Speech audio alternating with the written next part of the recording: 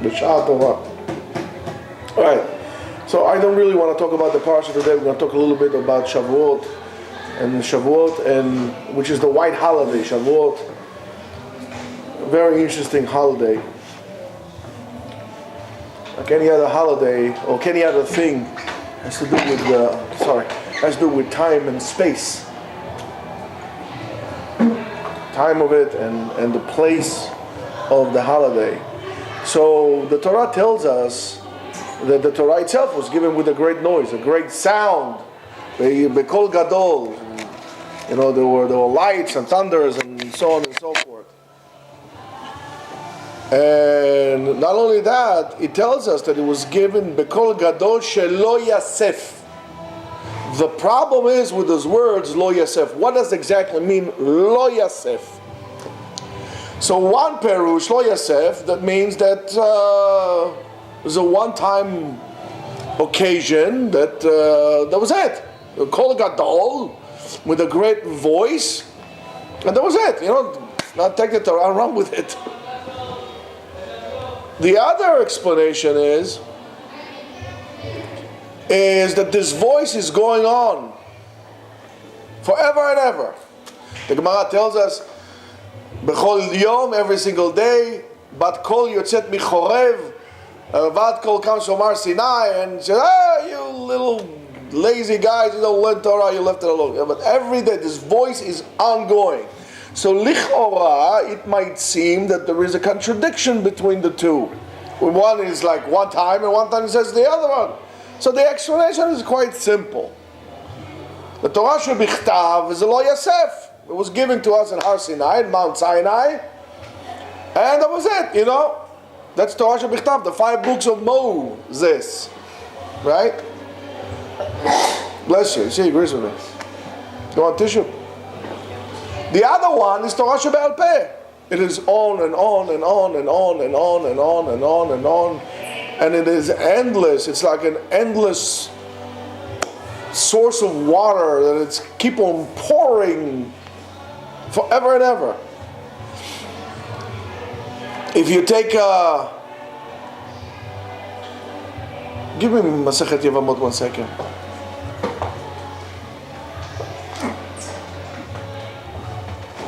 Yevamos. And then give me the Ritva on Yevamos. I'll show you something. Nice one. There's 2. Get the other one. Put it here. I'll give you an example. In the Torah Shebichtav, there is one pasuk, one verse that says that if a brother died, if a person died, and was married, he had a wife, and he died, and he has no children, his brother should fulfill a mitzvah. It's called Yibum to the sister-in-law. That's one pasuk. On that pasuk, we have this whole entire thing, page by page by page, the whole entire tractate, one pasuk. I'll give you one commentary. Here you go. You don't need weightlifting for this, right? Hit the Ritva, right? Guys, everybody should buy this, volume 1. Only of that tract. You know how many other commentators are on Yevamot? Endless. I could always recommend for you to get Masechet Yevamot. The Perush of Rav Ben Zion Abba Shaul Masechet Yevamot is very nice. Endless. And then you go to the Shulchan Aruch and the Bet Yosef and the Tur and their commentators and the Rambam and his commentators and commentators to commentators. This is only one verse in the Torah. I mean, I could not show you because I don't have so many, but regarding shchita or regarding salting the meat, so much. So that's another explanation of what does it mean, and in a way that Torah Shebe'al Peh is eternal, is forever, is endless, and this is the ongoing conversation that we have with God, with the Creator about the Torah. He tells us one thing and we answer, and this is how we discuss with Ribbono Shel Olam through Torah Shebe'al Peh.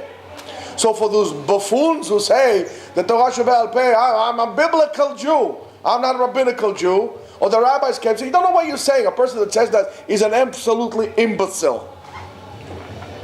and an ignorant. So that's the thing, from generation to generation to generation, and so on and so forth, and move on. And the Torah, the beauty of Judaism, that it has an old, ancient. I heard something mind-boggling yesterday. I was listening to John Batchelor's show on 770 WABC, New York. Right? I was listening to him. He was in Israel. He said he saw the earliest text of Deuteronomy. Which book is Deuteronomy? The Varim. That he has. It says a page something like 12 by 8. The whole entire Deuteronomy on that page. Exactly like the new one. Word by word with the same tal. And he said, I was looking at the verse that says, Kabed et avicha ve'et imecha. Exactly as it is today. It is mind-boggling. That's the problem that the atheists or the non-believers or the secular have. I mean, at what point we start lying to ourselves, quote unquote, and created God? This goes thousands of years back. That goes before the destruction of the temple.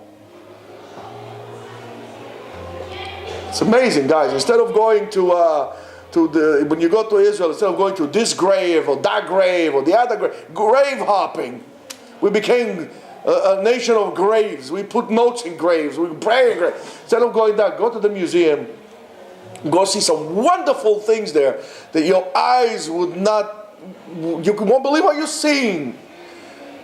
Graves. You see things. It's unbelievable. I remember as a kid, I used to go to the Chamber of the Book in the Israeli Museum. I used to go there with my cousins. At the time it was free. You didn't have to pay anything. We were going there all the time. We're hanging around, going to the museum. I had nothing to do with it. We were just two punks, little kids. We're going to the museum. I will never forget. I saw sandals from the time of the destruction. I saw feeling. I said, I couldn't believe this, like this big. I saw things that I just couldn't believe I was seeing them. And that left a tremendous impact on me. I felt good. I never forget when I took my son there, right for his bar mitzvah trip. I take my kids to Israel. And I took him over there and I said to him, B'chavod, start reading. And there is Sefer Yeshaya all around like this. And I said, my dear boy, this is 2,000 something years old. You can read it. Show me another kid anywhere in the world that can read a script that was written 2,000 years ago. I said, you have a job to do. You have to stay loyal to that. To be a Jew, you don't just born with two. To be a Jew means a responsibility. Now you're bar mitzvah. Now it's your responsibility, boy. And the Torah, the beauty of Judaism, that it's ever evolving. So we take an ancient text that is 3,329 years old, and we refine it, and we adapt it, and we make it usable, and we answer with it questions that are today. Whether it's artificial insemination, whether it's grafting, whether it's all based on that, carrying that over. That is the beauty of Torah. That's the beauty of the sages. That's the beauty of Torah Shebe'al Peh. I told you this 100 times. Torah Shebe'al Peh validates Torah Shebichtav. If you tell me that you don't believe in Torah Shebe'al Peh and that the ongoing words of the rabbis, I'll tell you, you for sure don't believe that Torah was given to you by God. Period. Remember this, guys. Remember that. So that's what we're talking about. Time. That's the time. An ongoing conversation. Let's talk about place. I remember when the internet just came out. All of a sudden, everybody was panicking. Some people were not. Those who were afraid of change were panicking. The world is becoming a small place, nowhere to hide. Government is going to watch you all over. Those who wanted to look like they're advanced, global village, the whole, liberal, the whole entire thing. Globalization is maybe a new concept to the people, but to the Jewish people, who is it? Don't open the door. If it's not one of us, one of us is okay. B'chavod. Yeah. For the Jewish people, just leave it like this. To the Jewish people, globalization is a very, very familiar concept. We left Eretz Israel, we left the land of Israel, and we basically spread out all over the universe, all over the world, not universe, all over the world. You can find Jews and close the door. The noise is bothering the whatever out of me. We spread up all over the world. You can find. I read an article 2 weeks ago. There's some Israelis that settled down now. They're doing some business in Mongolia. They're doing business in Mongolia. They have Jews in Mongolia. They have Jews in China. Jews in India. Jews in Pakistan. Jews in Afghanistan. Jews in Uzbekistan. Jews in Iran, Jews in Turkey, Jews in Israel, Jews in Greece, and on and on and on, all over the globe. There are Jews all over the globe. We spread out all from Israel. And we became the one and only, truly global nation in the earth, in our world. We don't have, as Jews, not as Israelis, let's separate the two. We don't have any form of government. There's a superior Jewish council. To a certain extent, that's our strength.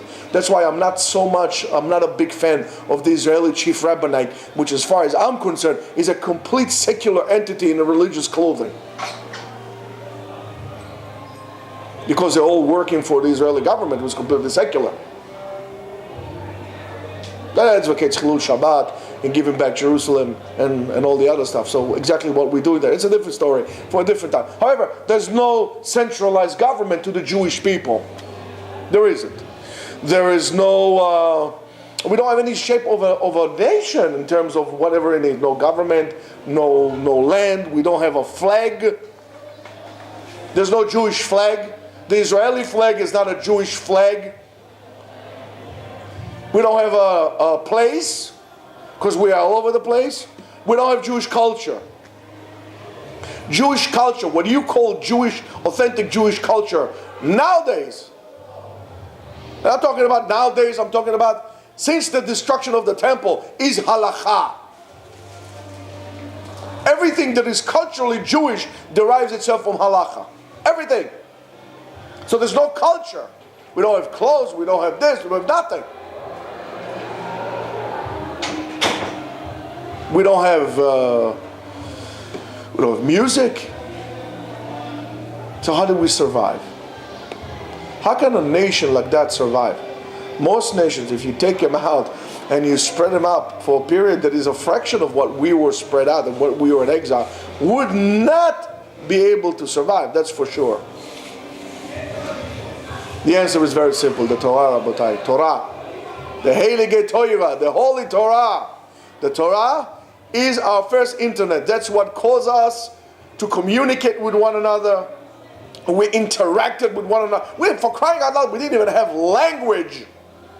Because if you were in Krakow in Poland, and my ancestors were in Turkey, speaking Ladino because they came out of Spain, and this guy speaks Yiddish or Russian or Polish or whatever it is, how in the world are they supposed to speak to each other? And Jews always did business with one another. How did they do so? Through Lashon Torah.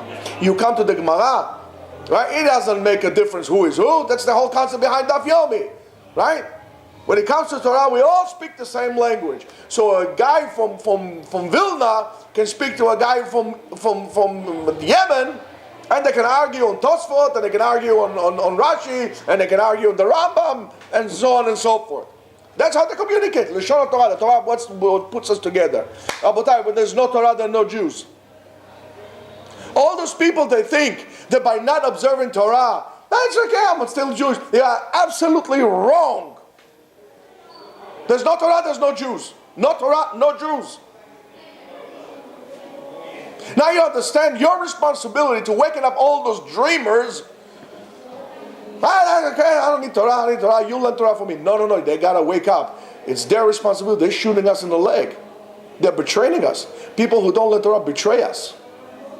because it's you're breaking up the nation. That's what put us together. Even in Machshimo V'Shem Zichro, what's his name, Hitler, and all the other, the Inquisition, and all the other dirtbags, couldn't win Am Yisrael. Can't. Because we have the Torah. In the Torah we speak to God. There's no Torah, there's no Jews. Not having Torah would finish us quicker than a Holocaust. There's an ongoing Holocaust.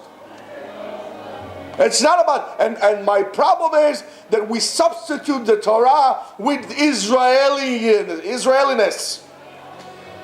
It has nothing to do with one another. The state of Israel is a secular entity with all this Israel gay parade, whatever they do over there. Very nice, but it has nothing to do with Am Yisrael.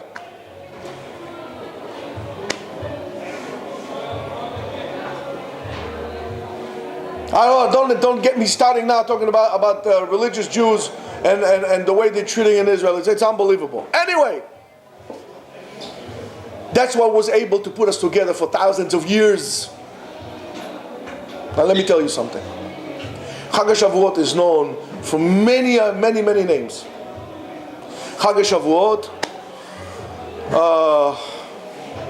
is quite different than what it used to be. At the time of Beit HaMikdash was the center of existence of Am Yisrael. That was the core. That was the heart. Everything was around the temple.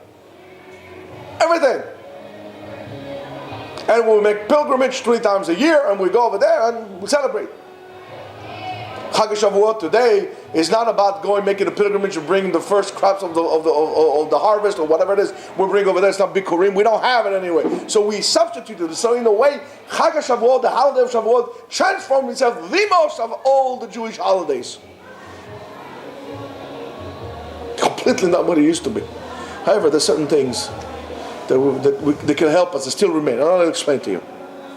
Chag HaShavuot is the color white. In Israel, everybody wears. I remember as a kid, you go to school before you go on vacation for Shavuot, you have to wear white everything, white shirt, white pants, or white shirt, blue pants. You put they used to make us those crowns out of they used to poke our eye, like asparagus like this, like with all kind of flowers here. Everybody looks like he came out of Hawaii, but everybody wore white. I like this song. Anyway, so the color of Shavuot is I can't. By the way, I can't listen to that song, especially when there's 2 kids sing it. There's a Tzemet Chemet, Tzemet Yeled, whatever it is, they sing it. I can't listen to it. I start crying.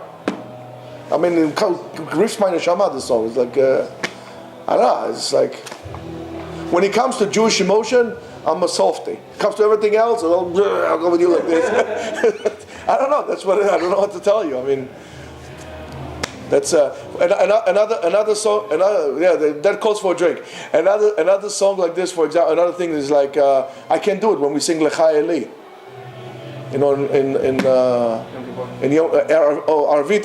I mean, right before Yom Kippur. I can't do it. I can't. I start crying. I can't. Anyway, let's talk about happy stuff. So the color is the color of white, and we know that according to Kabbalah, every color is associated with something. We do a lot of white. We eat a lot of white. For those of you who are lactose intolerant, good luck with that. But we eat cheese, and some people do a white night. They stay up all night, which I'm not a big fan of. But the white color is associated with this Chag. That's the color of this Chag. But what exactly there is between Matan Torah, which we spoke about, and the color white itself, if there is, and to Chag HaShavuot? To understand that, we need to understand 2 basic concepts in Kabbalah. 2 basic important concepts. Where's Jonathan when I need him? 2 basic. Now you're going to tell me, Rabbi, we're not doing any more Kabbalah. Here we go. 2 basic concepts in Kabbalah. First of all, the Jewish holidays are not memorial days, are not celebration days. They're not getting gifts days, and so on and so forth. We need to understand that Jewish holidays are in a way windows, and I hate to use this New Age term, windows of energy. This is going to be a little longer today with Arvid, but I hope you excuse me. Windows of energy. What does it mean? Those windows of energy that opened up in the present, right now. And we need to understand what does it mean, because what I'm telling you now is a big secret. Yeah, to everybody who's watching it, but it's a big secret. The Ramchal tells us that B'shut Kufat Azman Ha'u, when the time of the Chag comes, or Moed, Yair Aleinu Or Me'en Ha'or Shehe'ir Az, a certain light that shone upon us at the original time of that holiday. That light comes upon us now, the same light. In other words, and I'm continuing, it says, "V'techudash banu tolodat oto hatikun," and whatever needed to be fixed throughout this holiday we're doing, that will regenerate and energize us to be able to fill the gap of what we're causing through our actions. That the tikkun of there that comes over there. And if you want to look at it, look at Derech Hashem in Perek Zayin. In other words, when it comes to the spiritual, there's no lacking. There's no decline. Therefore, every year when the holiday comes, if, for example, it's Pesach, that light of Pesach comes as it was in the original Pesach. Chag HaShavuot comes as it was in Chag HaShavuot in Bet HaMikdash. Sukkot comes and so on and so forth. Whether it's Chanukah, whether it's Purim, every Chag, and Lehavdil also, unfortunately, Tisha B'Av as well. That's why we are fasting. Now you understand why you need to fast. Look, I don't care about this fast anymore. Nobody, that's exactly what it is. You need to understand. So, in other words, every year you can actually feel Matan Torah all over again. If you tune yourself. If you cleanse yourself. That's why it's very difficult for me to say, yeah guys, stay up. People think staying up on Shavuot is some kind of a celebration, right? And it's not. That's something that started, relatively speaking, quite recent in history. Talking about a few hundred years. And everybody wants to be a Mekubal, but only the Mekubalim did that. But what's the point of staying up if you talk, you don't learn, you speak Lashon Hara, you drink a lot of coffee, but for whatever reason, the amount of coffee you drink does not help you when it comes time to Shema Yisrael with Hanetzach Hamad, you go like this, sleeping. Or you daven Shmonah Esrei, sleeping. Or you're looking for Musaf, Yalla, finish already, I want to go home. It's pointless. When you have this attitude, you miss the light. Stay up a little later. If you, that's what you're going to do, that's what happens to you. And then daven like a person. It's a chag, you have to daven like a person. You can't daven like that. Unless you're going to be learning. I'll tell you, from years that I used to, I don't stay up anymore. But I used to stay. Rabbi Ben Chaim used to stay up until whatever time. Then he says, okay, you take over. And he used to go because he had to attend another minyan. And I used to stay up all night teaching and learning. Or I had a chavruta at the time. I would learn with them. That's something else. When you're into the learning, it's good. When you're talking Lashon Hara, go to sleep. Don't stay up bichlal.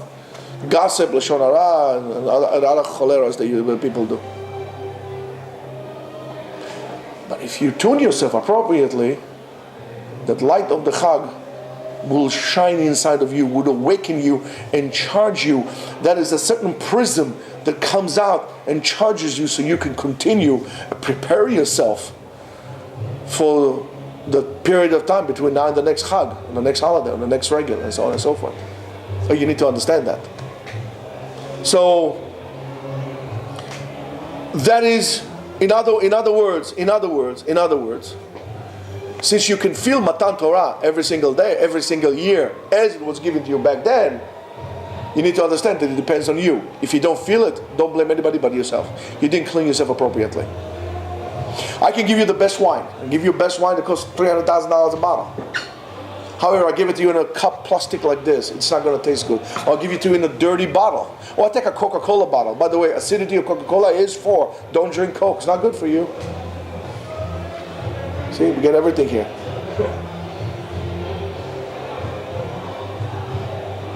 You take a Coca-Cola bottle or Coke bottle, any kind of juice bottle, you put an expensive wine inside, you ruin this. This is not good wine. A good wine like this needs an appropriate decanter and crystal and so on and so forth. So is the Chag, so is you. It depends on you. Clean yourself a little bit. Clean yourself. How come we don't hear that voice every day that tells us? Well, we do hear it. We just put a lot of noise around. We can't hear it. But we do hear it. To come and learn and not to desert the Torah. The next one is what we call the second principle. It's called Ikaron Pardes, the Pardes principle, the orchard principle. We understand that there are 4 different methods, a way, or approaches to deal with the Torah. Pardes, Pshat, Remes, Drush, Sod. Pshat, simple things.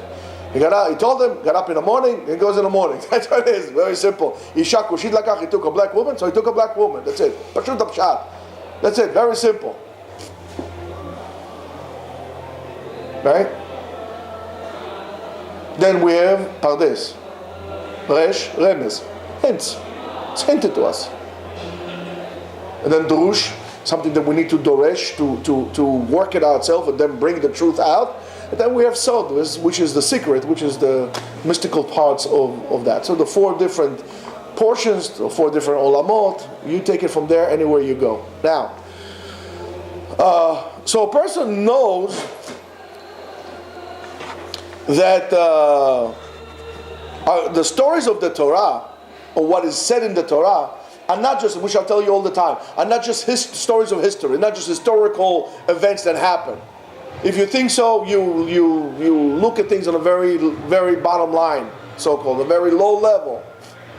More than that, the stories of the Torah, whatever happens in the Torah, also represents processes in which happen to each and every one of us personally. Not only as a nation, also as individuals. When we talk about Avraham Avinu, get out of Lech Lecha, that also Avraham Avinu is out of me. When it says Avadim Ainu, me too. And so on and so forth. You need to remember that. Somebody told me something funny. I think it's from this guy Harari. I don't know. He told me, would you marry your sister to a guy who didn't grow up in a Jewish home, left his parents' house, didn't grow up in a Jewish home, killed the person, ran away, ran away for 40 years, married a woman, divorced her, took a black woman? Would you marry her to a guy like this? Yeah, Moshe Rabbeinu.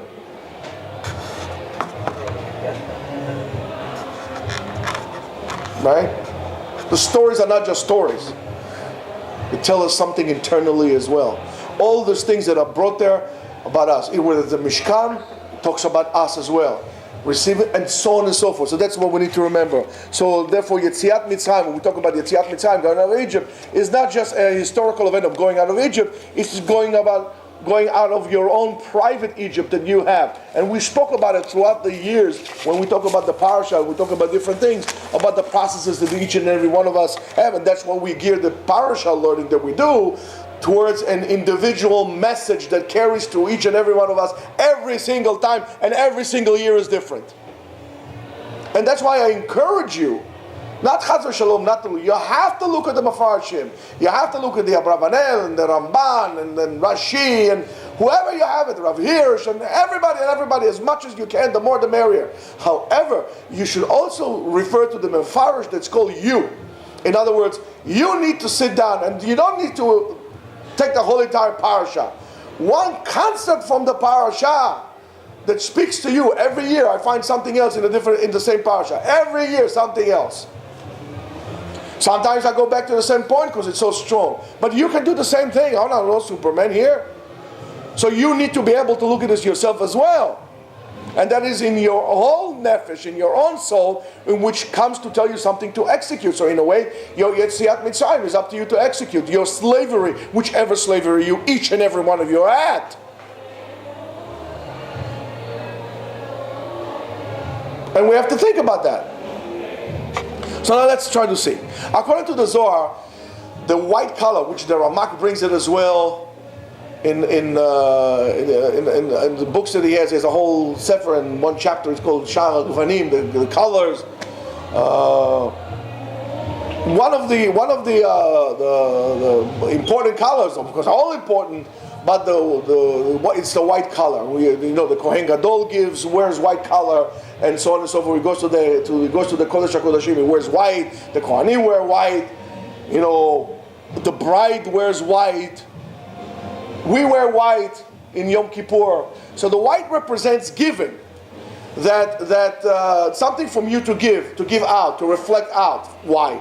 Because the white color is the only color that does not so-called observes to itself all the colors. If you're talking about the color black, in a way, it's not a color because it takes all the color in like a black hole. It sucks it all in and it would not let it out. That's why you got black. There's no color, no shade. White gives, always gives. So if you talk about the Chazon of Yechezkel, when it says it's Lavan ke Levanat Sapir, you have to understand it's not that God was sitting there and it was white. He talks about something else that has to do with the color white. When you are young, you don't wear white. When you're old, you wear white because now you want to give. It's all about giving. White has that. It takes all the colors and gives it out. By the way, there are different shades of white. The Gemara talks about it. In Kabbalah, there are different colors of it. For example, Keter is a different type of white. We're not getting to it now. You can look also in Aryeh Kaplan books, Meditation and Kabbalah. Beautiful, beautiful stuff there that you should go and start besides just sitting there looking at YouTube and watching about Pablo Escobar. Got you, huh? Got you. Thank you. Another one. Talking about white, yeah. How do you call it? Blow. Yeah. Anyway, so that's in terms of the color it gives it. So therefore, in order to understand what is Shavuot, we need to understand why we celebrate Shavuot. Of course, we have the agricultural parts of Shavuot, harvesting and so on and so forth. But there are just as a decoration for the main reason of Shavuot, and the main reason, of course, is Matan Torah. So in a way, we didn't really change the aspects of Shavuot. We just simply got rid of everything. We were forced to all the other stuff around, and we just left with the core of it, of the Torah, which is a beautiful thing. So the whole concept of Shavuot is Matan Torah. Am Yisrael came out of Mitzrayim. Great miracles, wonderful things. Daniel, my brother, by the way, where you been lately? I haven't seen you. Finals, huh? Finals, all right. You're final with the finals. From now on, you're here in Bet HaMidrash. Listen carefully what I'm telling you. That's why you're going to be here. So we came out great miracles out of Egypt. And Sefer Shmot, Exodus, movement of the Israel people, talks about the 42 different places that they went. Vayisume, Vayachanume, Vayilchule, and they went from here, and they went to there, and they stopped here, and they went there, and they traveled there, and they traveled there. The only time it doesn't say that when they reach Har Sinai, Vayachana Israel, Anam Israel is singular, not plural. Vayachana Am Leraglei Har Sinai, and they settled down in that place, and that's something that we need to understand. Why you Yachan? Why in singular, not in plural, because it's a nation? Why is Hebrew doesn't work like this? But why Vayachan Ha'am? The answer is very simple. Ke'ish echad belev echad. One nation, one heart. One heart, one nation, should I say. One heart, one nation. The Mekubalim come and tell us something very, very interesting and very important. That moment of Har Sinai was an event when all the barriers between one another, between one brother to another, were dismantled. There were no barriers. There were no Ashkenazim, there were no Sfaradim, there were no Bukharim, there were no Parshim, there were no Polish, there was no secular. Nobody was secular. Everybody was Shomer Torah and Mitzvot. But you know what I'm saying? There was no difference. Only thing was my brother, my part. He's not even my brother. He is me. I felt one with one. There was love that spread to all of us, and we were one. Goy echad ba'aretz, one nation in the world. Goy echad ba'aretz. Mi ke'amcha Yisrael, goy echad ba'aretz. Ma ze goy echad ba'aretz? Matan Torah. And that's what it is when a Jew dies in Timbuktu, a Jew in Yehovah'sville feels the pain. or at least should feel the pain. That's an unbelievable moment of unity of Am Yisrael that we felt together. There were no parties, there were no arguments, there were no liberals, there were no conservatives, there were no Republicans, there were no Democrats. Everybody was Republican. I mean, never mind. Yeah, everybody was one. Everybody was one. Am Yisrael was one. And then we had the mutual responsibility to one another in terms of lo goy echad ba'aretz. Then we fulfill Kol Israel Arevim ze laze, lo Aravim. Arevim, not Arabs. Me against my brother, we all killing each other. That's the Arabs. Am Yisrael Arevim. They are responsible to one another. That's why when you leave us, you show lack of responsibility. You are breaking apart the foundation of the Jewish people. Not only when you marry like a shiksa, when you marry a goya. Not only that, you're betraying us. You are betraying us also when you don't keep Shabbat the way you should. And you're betraying us when you don't keep halacha the way you should. And especially when you don't learn Torah the way you must and should. You're betraying us. You're a traitor. Don't you have parties? Leave this to the Italians. They can do parties. What do we know about parties? We have only one party, Simchat Torah. Simchat Chatan Vekala. That's it. Zangizun, that's it. Even Simchat Chatan Vekala is only because Simchat Torah. In order to build a Bayit Ne'eman B'Yisrael so we can learn Torah, so we can have kids. Even that is Simchat Torah.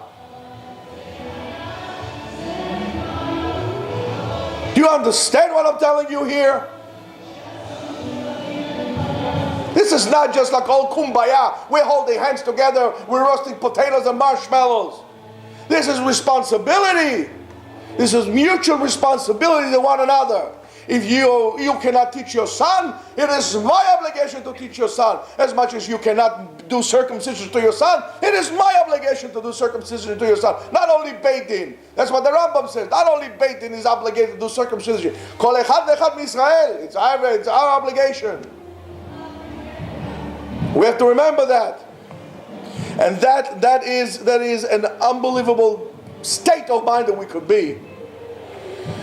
So that ideal connection, that ideal unity of Am Yisrael, that we're connected to each other, allowed us to receive tremendous amount of light, endless amount of light that was shining to the Jews in the darkness of their life, in the darkness of exile. Throughout the time, the light was the light of Torah Rabotai. Imagine the light that 600,000 men, 300 people in general, 3 million people in general, approximately, talks about it. It's unbelievable the amount of spiritual elevation that such a crowd can get. The Midrash Rabbah tells us that HaKadosh Baruch Hu gave the Torah, not a bird tweet, no Twitter, no president tweets, nothing. The ocean was oil, didn't move. Nothing, complete quiet. Lock the door. Unbelievable silence. Nobody was talking.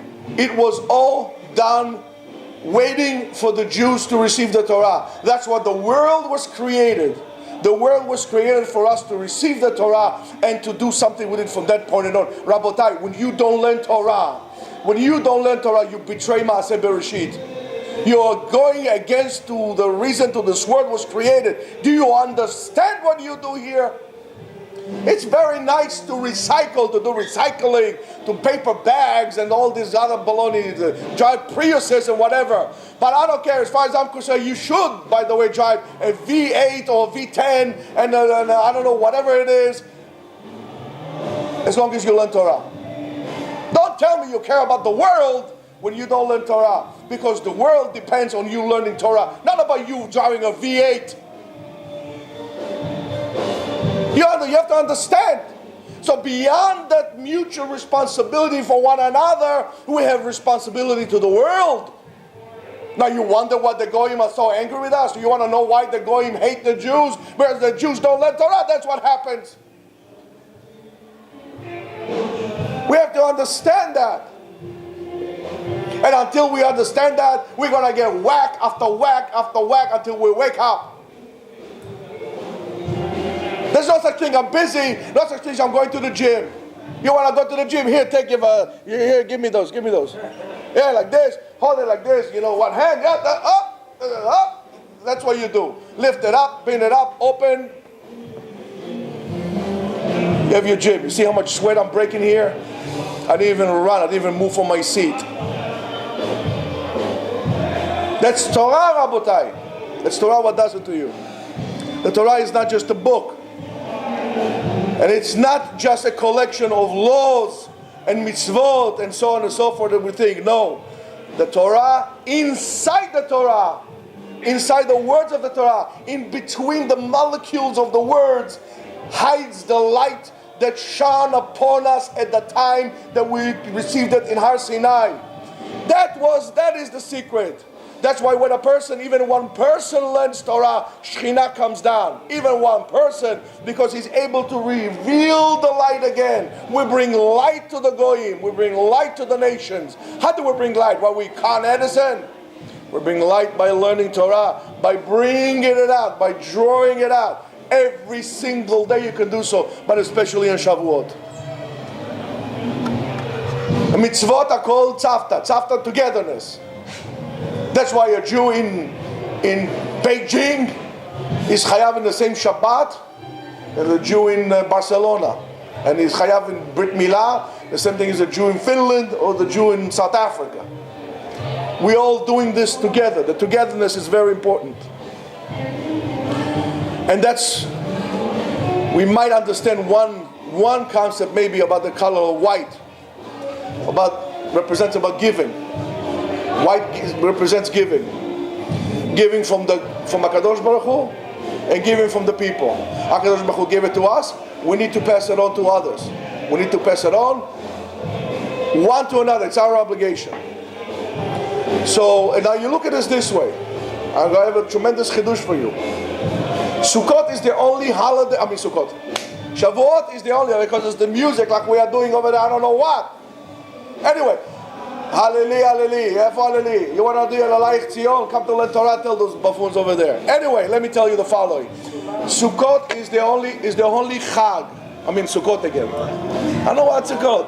Shavuot is the only holiday that has few things. A, its date is not determined in the Torah. You count 50 days to you, and then whatever happens, it happens. Therefore, before we had our set calendar, Shavuot could have followed the 5th on the 6th or on the 7th, because we did it by sight. Today we have it do it by the 6th, but it was by the sight. More than that, Shavuot is the only Chag that doesn't have Chol HaMoed. All the other ones is what? Pesach is 7 days, Sukkot is 7 days, and then we have Shmini Atzeret right after that. So what is exactly happening here? It's a wonderful, wonderful idea. The secret is in the other name of Chag Shavuot. The other name of Chag Shavuot, it's called what? Atzeret. Atzeret. Chag Atzeret, that's called Chag Shavuot.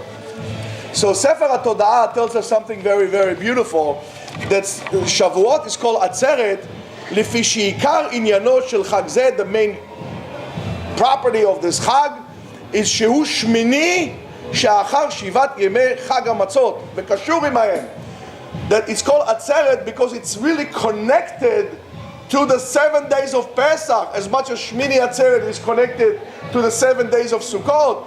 Shavuot is connected to the 7 days of Pesach. The only thing is that those 50 days of the Omer, in a way, so therefore what it tends to be, the 50 days of the Omer that we're counting are the Chol HaMoed.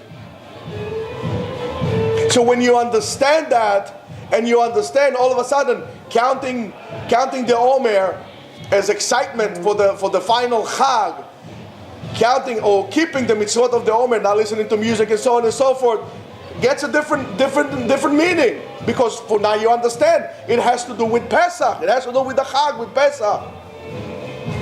So therefore it is a continuation and it's an end of the whatever process that started in Pesach. What process started in Pesach? Freedom. So through that, we cleanse ourselves in 50 different levels until we were able to become free to receive the Torah. Almost to the same concept of acquiring the Torah as brought in Pirkei Avot. You could apply each and every one to them without getting to this, and so on and so forth. So that's why they call Chag HaShavuot Chag HaAtzeret. So what comes out here, which is really amazing, that Pesach and Shavuot is basically one Chag for the whole, and the Sfirat HaOmer that comes in the middle, it's there's no separation. It's one unit of spiritual elevation and preparation for the 7 days and so on and so forth. However, yes, it's difficult, but if you understand that, it's not difficult at all. And why is it important? Because this is the period where you have to do spiritual build-up. You have to build yourself spiritually and elevate yourself spiritually for the summer, because then, before you know that, 3 months from now, we're going to have Rosh Hashanah all over again. And you need to come with koach for that. And you need to build yourself spiritually, especially for the beautiful creatures of Chavai Imenu that walk in a summer here. You need to be very, very strong and not to fall, guys. You better watch out. Don't fail. So you place yourself here. This is your sanctuary. This is your refuge. This is the city of refuge right here in the Bet Medrash, not outside, right here. Because every time you fall and you can stop it. And that's why you don't even try. You just come here because you understand what is out there. Rabotai, in recent generations, we saw people, now let's go back to the state of Israel, we saw people coming from 150, if not more, 170, maybe I don't know what, from all corners of the globe, we saw coming up to Eretz Israel, not another state, to Eretz Israel. They came to Eretz Israel. In a way, it's like Pesach Sheni. It's a new rejuvenation, coming back of Egypt again, out of the Galut. Rabotai, yes, it's Pesach Sheni, but I want to tell you something. Are you preparing yourself for Matan Torah? The Am Yisrael is not going to be free unless we're going to receive the Torah again. We're going to experience again Matan Torah. And that's why we need to prepare ourselves, cleanse ourselves, build ourselves spiritually, feel responsible for one another, encourage those who don't learn, encourage ourselves to come and learn, encourage ourselves to work on ourselves. Don't be afraid to criticize somebody who's doing something wrong, gently but firmly. You see, Matan Torah. So, with that, Rabotai, I would like to finish, because I think they're calling us, they're hinting us to come upstairs. So everybody should have Chag Matan Torah and Kabbalah Torah. Aleinu v'al kol Israel. Amen. Amen.